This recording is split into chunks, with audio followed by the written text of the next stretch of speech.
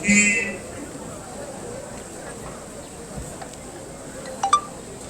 Prince Oyè Olópèsè, the Honorary Commissioner for Regional Integration and Diaspora Relations,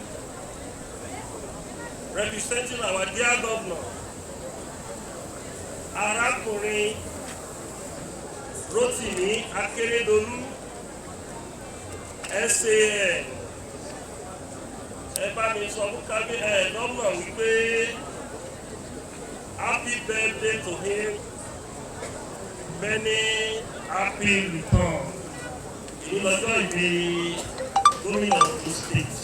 Ẹ bá mi jíṣẹ́ fún ọ pé wọ́n á ṣọ̀pọ̀ ọdún láyé o. Nínú àlàáfíà, nínú ẹ̀mí gígùn, gómìnà wa ṣe ọ̀pọ̀ ọdún láyé o. Ẹ bá mi jíṣẹ́ fún ọ. Olùbábà, ẹ bá mi kọ orin bẹ́ẹ̀ni fún gómìnà state wa. Happy birthday to you.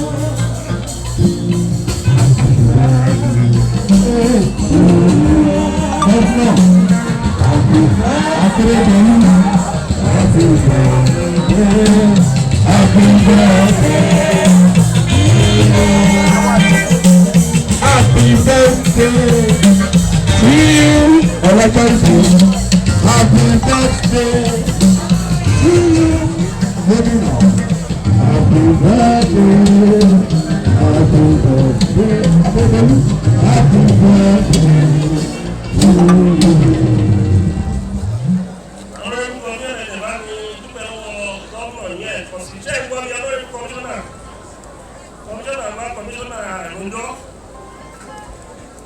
Ẹ bá mi dúpẹ́ lọ́wọ́ gómìnà ní ẹ̀kọ́ sí fún representative consent wá sí birthday ní May. Ẹ bá mi jíṣẹ́ fún ọdún mo dúpẹ́ o. Bákan náà mo kí ìyàwó wa tó jẹ́ honorary commissioner for women affairs in Ondo State, Princess Adébùnmi Òṣàdáhùsí. Ẹ bá mi fún ọjọ́ àtẹwọ́ tó rẹ̀. Pàtẹ́wọ́ wọlé tó wọlé ẹgbẹ̀rún ìlànà àtẹwọ́. Èmi ò tí ì rí àtẹwọ́ yẹn. Ẹni tó bá fẹ́ fi ọwọ́ ẹ̀ka dọ́là tó pa àtẹwọ́. Ẹni tó bá fẹ́ fi ọwọ́ ẹ̀ka euro dọ́là pound tó ní ìjọba ní àtúntò àtẹwọ́. Ìkọ́ wá ní ẹ̀jẹ̀ àdúrà ìjẹ. Ìyàwó wa ní ọmọ olúwa ní ẹ̀jẹ̀ àdúrà ìjẹ. Mo kí kábíyèsí ọba tó gbà lálejò, His Royal Majesty ọba Yísà Àbú Ọlánìpẹ̀kú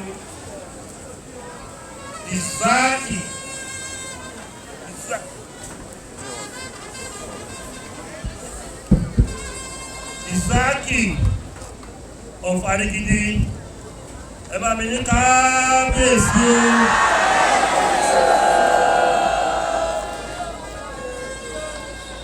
Mo kí bàbá wa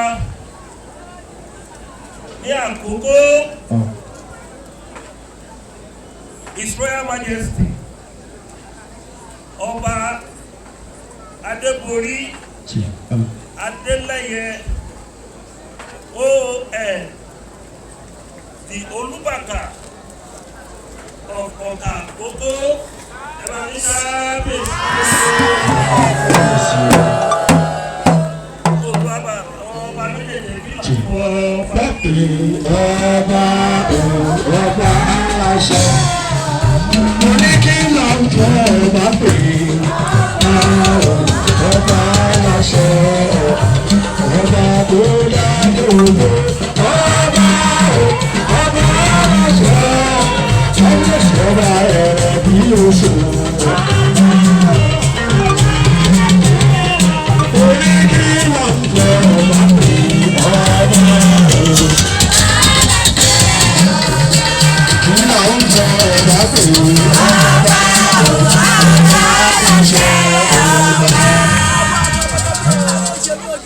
Waki, royal father of the day. Inú àwọn ọba ńlá wa ní àkókò. Ọba A.O. Muhammadu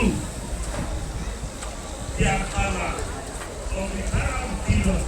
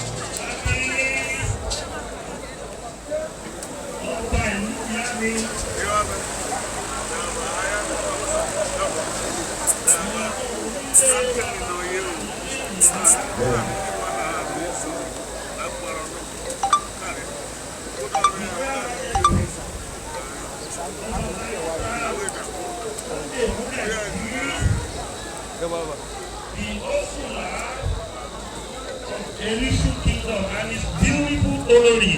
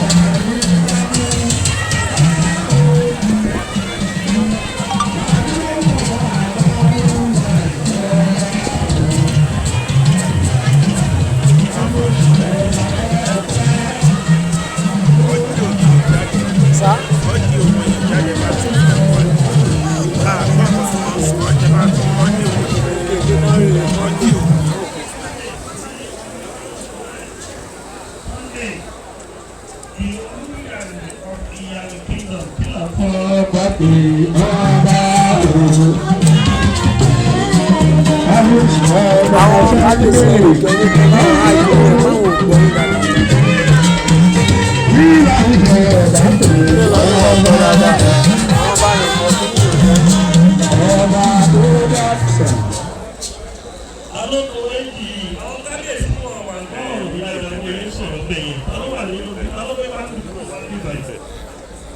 Oyin ni o, ó yẹ kí spika wà níbi àìtẹ́bù yẹn. Èmi gan mo jẹ́ sọ̀rọ̀ mo ń fi agbára ń sọ̀rọ̀. Àwọn kábíyèsí ni wọn kí ni òun communicate wọn dára. Where is the musician? Where is the man of our engineer? Kábíyèsí ní musician ló gbà tó bá bá kúrú. Engineer wa kọ́ kábíyèsí ẹni kọ́ náà díẹ̀ díẹ̀ báyìí. Ó yìí kú ìdí ẹ̀ báyìí. Nanu ẹnu ẹ̀ nígbà tó bá ń kọ́ ẹgbẹ́ tó yẹ kú ìṣe.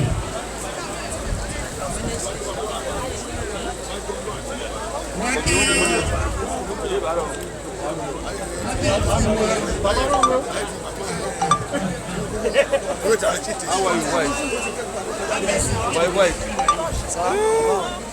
bóòni kí ló hàpù ẹ jẹ́ ìmú amẹ́ ẹ jókòó síbi kí n yà ń bínú.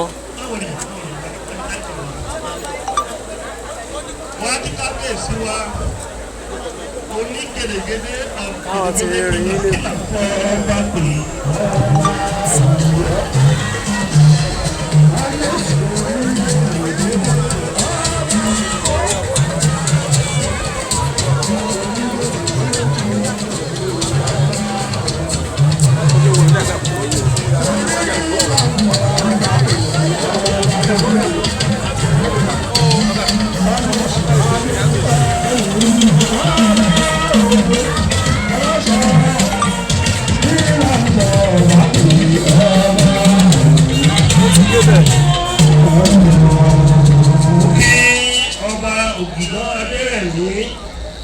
Ìyá aláṣẹ of Àṣẹ kingdom ní àkókò kí n kọ́kọ́ ọ̀rọ̀ wá tìí.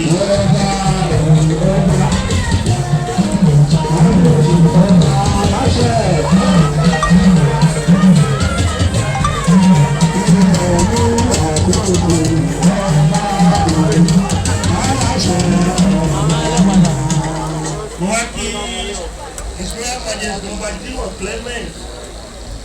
The Olóṣó of Oṣó Àjọwá olùkọ́ ọba kìíní.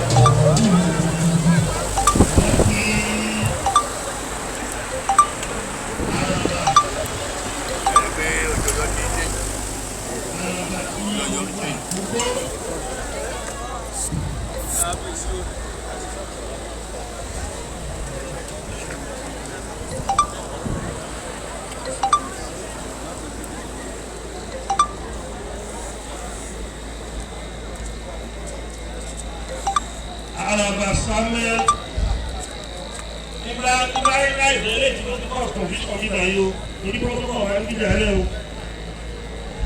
Samuel Awoyemi Abọ́dúnwọ̀yò.